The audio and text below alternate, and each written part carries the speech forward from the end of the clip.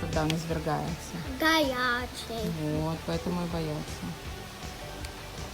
Тогда мне надо было вставать на него. Да?